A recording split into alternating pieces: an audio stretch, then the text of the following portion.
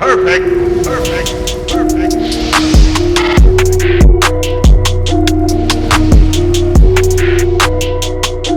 YouTube, what is good? Welcome to Philly Take with RB, home of the hottest sports takes, presented to you by yours truly. You already know the deal, man. Go follow me on my social medias.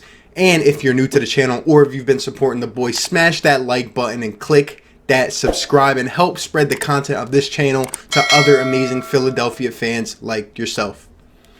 Sixers come off a loss, but a good loss. They were like y'all have been saying to me, and I understand this was a dogfight against the Clippers without three of our best stars. You guys are right about that. The Clippers were undermanned and outmatched, and we didn't really have any business being in the game to begin with. Like before the game, I personally thought we would get blown out. Kawhi would drop 40. The rest of the deal. But here, I'm not going to rant on Brett Brown today. I'm not going to say really much anything about him. Maybe a few things here and there. But overall, the Sixers gave me hope yesterday. The way that these boys stepped up and gave energy and for once were able to shoot on the road. The way that these boys played going in so under-talented in LA, it gave me hope. Now, I want to address what I said yesterday, and I know some people kind of got mad at me, but look, I'm just going to speak it how I see it, and I'm going to keep my truth here. I'm going to stand by my comments. Look, man, if you watched the game yesterday, obviously the Sixers players were playing much above their talent. We had elevated to another level of play yesterday. Shake Milton, heroic effort. What a game, man. 39 points. I mean, Tobias adding 25. Alec Burks had 15 off the bench. These guys, the way they were playing, they were playing to another caliber that we obviously did not expect. The Sixers almost shot 50% from three for the entire game. Overall, the Sixers, they impressed me yesterday. They showed me that, they do have some will, and they can play on the road. They can play on the road. If they can play something like that, imagine when Ben and Joe comes back and Josh Richardson. And if they play like that, if they give the guts that I saw yesterday, they gave me some hope that this team could potentially make a run. But here's the thing, man. I know people are saying that we just didn't have any chance yesterday. I mean, we played hard. We just didn't have any chance. Here's what I'll say to that. Number one, we put up 130 points. 130 points without Ben Simmons, Joe, and Josh Richardson. We had 72 through the first half.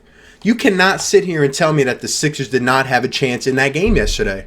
You just can't do it. We obviously were in that game. Kawhi started off slow. It was back and forth. Obviously, our defense was getting torched. That's what kept the Clippers in the game. And they were hitting shots. And they just continued to heat up as they went along. And you're right, those guys did heat up in the third. But what I saw, man, and I'm just going to keep it real and try to speak what I see. And that is that Doc Rivers made the adjustment as I predicted. And as usual, Brett Brown comes out of the third, out of the gate. And we really just don't make adjustments at halftime. We if we're doing well, we stick with what we're doing, and we just hope that it'll continue. And honestly, we did not make any adjustments. Doc Rivers went to his own defense, and the Sixers and pretty much Brett looked completely dumbfounded. We didn't really know what to do. Kind of threw shaking them off their game. Questionable decisions here and there, like obviously keeping Furkan in for the a lot of the fourth, and he was getting torched on defense. A lot of stuff went into it. Overall, you're right. The Sixers really didn't have a lot of talent yesterday, but for me, what I saw is the way they were playing so high yesterday, just so hungry and aggressive, man. The Sixers absolutely had a chance of winning that game yesterday, and we were in it until the Clippers went on that 24-5 run in the third. That killed us. But the Sixers obviously had a chance yesterday. And I know a lot of people, like I said, look, man, whether we're down one star, 2 stars, 3 stars, every single night is a different opportunity in the NBA, man. Every single night. Uncharacteristic things happen all the time. The Grizzlies beat the Lakers by what, 20 or 30 the other night? Just things happen every single night, and that's the beauty of sports. The best team doesn't always win. The team with the most talent doesn't always come out on top. That characterizes sports as a whole. That's what makes it so beautiful, man, because you just don't know. every night brings something new and something interesting. And it was very interesting how the Sixers were playing up above and just to a higher standard that we really, and me personally, I did not expect at all. I thought the Sixers had no chance coming into that game. And they made it interesting. And maybe I shouldn't be mad because I know that, this coach is probably on his way out and I shouldn't expect too much because this team is just not going to go anywhere with him at the helm. I guess it's just frustrating because I get engaged into a game and it's just like, man, we really were in an opportunity to win that game. I'm not mad at the players. Not once did I say it was the players' fault or, that they did something bad. Nah, they played their hearts out, man, and I wish we could have got it done for Shake. I just saw some key things down the stretch that I think a better coach would have done different. And maybe it would have determined the outcome a little different. Maybe it wouldn't have. But the Sixers were absolutely in that game. If you really thought that down 3 stars, it was just over to begin with, why even play the game? Why didn't we call the NBA, call the Clippers, and just call it off? Every single night brings something new. And the Sixers were in that game. That's all I'm going to say about that. Heck of a performance. Gives me some happiness going forward. Seeing guys like Shake who are earning their way into the rotation more and more. And that's the next thing I want to talk about. Shake Milton. What a performance. Obviously, like I said, 14 for 20 from the field, 7 for 9 from 3. He was unbelievable. And I was wrong. I said he broke an NBA record. I said that based off what the ABC crew said, and they were actually wrong. It was actually he tied the record at 13 consecutive three-pointers. But still, unbelievable performance from Shake Milton. And he's just getting better and better over the last 3 to 5 games. I do want to see more of it. I know it's a small sample size, but I want to see more from Shake in terms of, I want to give him more minutes. I want him to get comfortable in his role. And I hope Brett doesn't do anything to alter that. It's funny. We're hearing how Brett told Shake at the All-Star break just, a couple weeks ago that he wouldn't even be in the rotation. Some people are out there really saying that Brett Brown is developing players and he developed Shake Milton. He told him he wouldn't be in the rotation. He started Raul Neto over him for like 28 minutes that one game. Look, I told you I'm not going to get too much into Brett, but Shake Milton did this to himself. He's coming from the G League second year. The kid plays like he has a chip on his shoulder, and I'm very happy with what I'm seeing from him. He's bringing that aggression that I want to see from every single player on his team. The way he's carrying himself, I mean, he was roaring yesterday, man, after every shot, and it just got deeper and deeper. I did not expect that. And it gave me some hope. Obviously, I don't think he'll come out and put up 40 next game. If he does, oh my God, great. We have to start considering whether Shake will be in the starting lineup, whether he'll come in as a 6-man. Going down the stretch here, I mean, he's going to be playing playoff minutes with the way he's playing right now. I hope that doesn't get messed up. I would either like to see him start at the 2, maybe at the 1, and play Ben Simmons at, technically a forward position. Who knows? But coming off the bench, I would be fine too, as long as he's getting his minutes. That brings me to the next thing I want to talk about, which is Al Horford. And I don't really have much else to say. You can go look at what I said yesterday, but Al is just almost unplayable, and he's just disappointing, man. I get it. You're old. You're getting older. You guys are convincing me that he is in a decline, but like the energy to not go up on defense. I saw him block one shot against, Montrezl Harrell. And besides that, I saw him like 3 or 4 times just watch him go up for an easy layup. That cannot happen, man. I'm not going to be mad if you're missing, if you're, hands in the face and they're making shots. Kudos to them. But you have to play defense. You have to show me some intensity. And it's just getting so bad.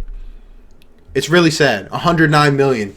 It was pretty funny, like in free agency. I remember I was reading about it, and the one team that I did see that was trying to get Al Horford was the Kings, and a lot of people have been talking about Buddy Hield. So I was wondering, and you can let me know down below what you think, but what if that came up in a trade scenario in the offseason?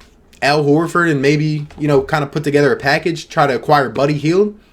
How do you think he would fit with the Sixers? I thought that would be pretty interesting to think about. But Al, you got to figure it out, man. Whether we just got to play this guy on the second unit and, just continue to find ways to get him involved, I don't know. But, I mean, there's been some awful decisions around Al, like having him shoot 5-7 threes a game and, just playing more so on the perimeter sometimes. But part of it is the system, and I've said that religiously. I don't think all of it is on Al. I think some of it is a systematic issue, but more and more I'm continuing to see this guy, and he really looks like he's just slow and he just aged like 5 years in one. I need you to step it up, Al. Even if you're not good at basketball anymore, you got to give me some effort. You got to try. He's going to have to be a key player to this team if we want any chance in the playoffs.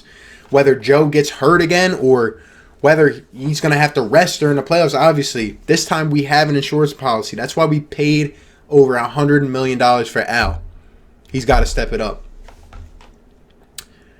The last thing I want to talk about is the Sixers matchup tomorrow night with the Lakers. I know we talked about it a couple vids ago. We got 3 more games on the road trip. The way the Sixers played, I finally saw them come to play on the road yesterday, and that was without the big names. Tomorrow, I'll be honest, I'm not expecting these guys to elevate their play like they did yesterday. I mean, everyone was playing. They were ready to go. They were hitting shots. I was so surprised and shocked. I don't think they're going to come out as sharp as they were yesterday. But as long as I see the aggression tomorrow night, 10 p.m. on the West Coast, still in LA, this time against the Lakers, who are hot. They just came off a nice win against the Pelicans, and LeBron is he's playing great for 35 years old, but I don't know if they're going to play him NAD. I don't know. They might even load manage because the Sixers are hurt to the point where they might feel that they are going to win the game. But here's my thing, man. The Lakers, I'm sure they saw what Shake did yesterday. He finally put the league on notice. People are now aware of Shake Milton. Even Doc Rivers said he didn't really know who he was. Now people are aware. And the Lakers are going to watch film. They're going to give him some different looks tomorrow. I'm eager to see how Shake approaches this game. He knows different looks are coming his way. Will he be able to get his own looks and his own shots? Will we continue the pick and roll with Shake? We didn't really in the second half. It was working. Will Brett Brown help Shake out and give him some assistance and try to get him open and try some creative different things? I don't know. We'll leave that for tomorrow. But these other guys, man, as long as they're playing hard, even if we get blown out by 30, but we play hard and we're just not hitting shots, okay, I understand. But don't come out lazy and just let the Lakers run all over us in LA. I just want to see the energy. If you could play half or 3/4 of what you played yesterday against the Clippers and 2 elite All-Stars in Kawhi and PG, I will be happy. Look, I don't hate this team. I love this team. This is why I'm so hungry to see this team win, man. I just like to keep it real and hold people accountable from what I see. Big matchups coming up in these last, few weeks, month and a half of the season. If the Sixers could somehow win 2 of the next 3, I think that would really make a statement and put us in a good position. I just got to see this team win on the road. 9-22 is not cutting it. We're going to have some tough road matchups in the playoffs, and it starts now. We have to get this all figured out. Get the rotation right. I don't want to see Mike Scott playing at the 5 down the stretch. I don't want to see Furkan in the game for however many minutes he was in a row, getting torched on defense, getting switched on guys like Kawhi and Lou Will. I don't want to see that. Communication is key. This team must make adjustments on the fly, and we must continue to improve. We got to figure out this rotation now. Hopefully Ben will come back. Hopefully Joe will come back soon. I think he is coming back soon. Tobias has to be consistent. We already know the rest, man. Al's got to step it up. This team gave me some hope yesterday. They showed me we have a chance. But we have to keep it up. And I want to put up a good effort tonight. Prove us wrong, man. Make a statement tomorrow night. Come out and put up 50, Shake. Come out ready to play. I'm excited to see these last few games of the road trip. Let me know down below what you think is going to happen over the next couple games and going forward, and what you want to see in terms of rotation-wise from Shake and Furkan and just all of that. Let me know down below. I appreciate you guys for stopping by. Like the video, comment, and subscribe. And I'll catch you on the next one, man. Peace. Perfect. Perfect.